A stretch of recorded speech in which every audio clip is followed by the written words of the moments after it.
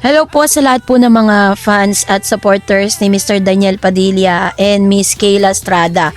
Dahil base po sa isang report, talagang nakakaloka ang mga revelasyong ito. Dahil base po dito ay may plano na magpakasal, mag-anak si Mr. Daniel Padilla this year 2026. Pero syempre disclaimer lang po ang lahat ng ito dahil mamaya malalaman po ninyo kung bakit, no? So, bago yan, of course, if you haven't subscribed yet to my YouTube channel, please don't forget to like, share, and subscribe at hit mo na rin ang notification bell for more updates. Of course, bago tayo magpatuloy sa ating updates for today's video, nais ko pong pasalamatan kayo for always watching and trusting this channel. Thank you so much sa inyong laging panonood at palagi ang pagsubaybay sa mga updates po natin. Maraming salamat po. At ngayong araw, eto na, pag-usapan po natin ang isang ulat na talaga naman nakakaloka ang mga revelasyon patungkol dito kay Daniel, Dahil matapos po kasing mag-out ng relationship si Daniel Padilla with Kayla Estrada, ay sunod-sunod na po, yung mga revelation patungkol sa kanilang dalawa. May mga chance na parang napag-uusapan na dahil alam natin na si Daniel ay talagang gustong-gusto na po na niyang mag-settle down. Ayan. So may mga gustong-gusto na ni Daniel na talagang mag-asawa na. At ngayon, sa isa pong chika na inalabas ni Mr. Romel Chika Network sa kanya pong channel, ang dami pong mga naloka dito sa revelasyong ito. Kung totoo nga ang lahat ng ito kasi disclaimer, kasi lumapit po itong si Mr. Romel Chika dito po kay Mamu. Ako po personally, hindi talaga ako naniniwala sa hula, 'di ba? Kasi parang hindi talaga siya or labag siya sa kalooban ng Diyos. Pero this time is nakakaloka lang yung mga sinasabi niya. Pero itong si Mamu kasi every year talaga binibisita siya ni Romel Chika dahil nagpapareading siya dun sa mga artistang sikat na sikat. At isa si Daniel Padilla sa mga napili niya, na talagang bigyan ng pagkakataon na ma-read nitong si Mamu. At kayo po mismo ay maluloka sa revelasyon. Panoorin natin ito.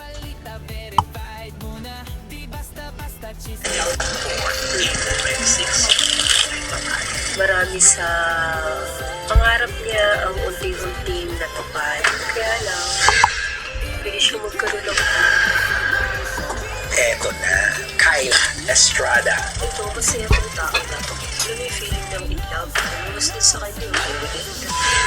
Lumabas din sa kanya. Eto, si AJ Rapal. So marami po siyang dito pinaread, pero mas magfo-focus tayo ngayon kay Miss Kayla at saka kay Mr. Daniel Padilla. So medyo John Cor, April 26, 1995. Kontento ako ang buhay niya. Mhm. Marami sa pangarap niya ang unti-unting natupad. Kaya lang, pwede siya magkaroon ng anak next year. Yun, sabi po dito ng ni Mamu na posible daw na si Daniel Padilla ay magkaroon ng anak next year, year 2026. Syempre, kung magkakaroon ng anak yan, of course, may ka-partner yan. So, ito papanoorin natin. And sa cards, kasal ito. Kakasal siya para magkaroon ng anak. Ay, kuuna mo na anak. Bago to. Bago ang kasal. Kailan mangyayari yan? First quarter yan, ma'am. Hindi, mga second to siguro din.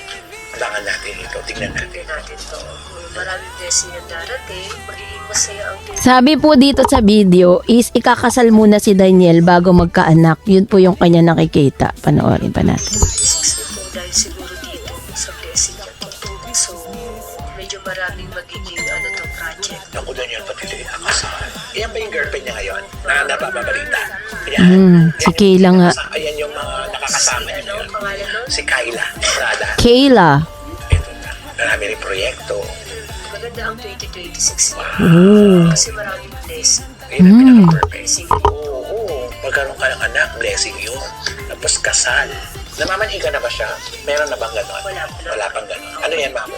nag-enjoy pa lang siya kung sakali kung ano man yung relasyon nila ngayon. Ano to ba? So the devil, ingat lang siya pagdating sa perang pwede siyang malay. So baka may mga investment ganyan, ingat lang siya sa pagkakatiwala ang tao. Usually kasi ang binibiktima ng mga scammer talagang yung malalakas kumita eh. Oo, tama. Siyempre, pag malakas ka naman kumita, kung alam mo na makikita ka pa rin, bakit ba hindi? Lalo kung may ibibigay na naman, di ba? Mag-ingat ka na lang sa iyong pamilya. Yun lang naman, ingat. Pero ayun, magiging successful na. Magiging successful. Kaya Wow. para kay Daniel Padilla, eto na. Cut. According to Miss, ito dito po sa kanya readings na magiging maganda daw ang 2026 ni Daniel Padilla. At ang pinaka pinaka big thing is sinabi niya, abangan natin yan na second quarter of the year. So, ibig sabihin, pagkatapos ng 3 months, after 3 months, year 2026, may possibility na may engagement na maganap. Ito pa, panoorin natin. Kayla Estrada. Ayan na si Kayla na. Kayla Ariana. March 16, 1996. Kayla Estrada. Magaling umarte itong gusto ko yan. Unang salang niya para sa teleserye, meron talagang ibubuga. Ito, masaya tong tao na to. Alam mo yung feeling niyang in love. Ramdam sa kanya. Ramdam na ramdam. Oo, some cards kasi niya, ganun din. May maganda kang trabaho ngayon. Ito pagod, pero alam mo lang masaya. Lumabas din sa kanya. Kasi lumabas din sa kanya justice. Kasi ito, sulitin na lang natin. Kasi grabe, tandaan po Hala. So, ang mga araw na ito. magiging masaya rin o magiging maganda din ang 2026 na dahil din dito sa dalawa lumabas sa kanya rin sa marahan yung project, pera, Nasa kanya. oo. Naku. Lang, medyo mapapahinga nga siya, maaari dahil nga dito. Pero ganun pa man, Happy pa rin. oo, masaya pa rin. Ang galing. Maharos pareho sila ng barako ni Daniel Padilla. Biglang pareho. Oo. So sa ngayon, walang space ang negative. Oo, lahat sila positibo at masaya sila. Yun ang ano tawag dito sa barako na masaya sila together. Sana iba. Eto, si AJ Rapal, si Elisa. Ayun. So, hanggang doon na lang yung ating video. So, sabi po dito na doon po sa barahan, ako hindi talaga ako naniniwala dito kasi doon po sa barahan ni Daniel, may lumabas na na baby. Tapos sa baraha din ni Kayla, nung si Kayla na yung i-read, almost the same yung mga barahan na meron si Mr. Daniel Padilla na parang ikino-connect ito pong si Mamu na pareha sila ng baraha at pareha sila ng plano sa buhay. According dito po sa video na ito, sinabi niya na magiging very umaga para mabilis yung pasok ng blessing for Mr. Daniel Padilla and Kayla Estrada, sunod-sunod ang mga proyekto nila. Pero sabi niya, mapapahinga daw si Kayla dahil mabubuntis ito.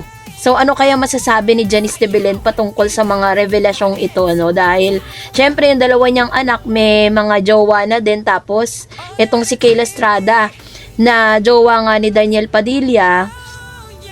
Ano kaya mga plano nila? So, tandaan po natin sinabi po dito na second quarter of the year ay may kasalang magaganap. No, yun po yung abangan natin kasi yun yung sinabi niya sa video.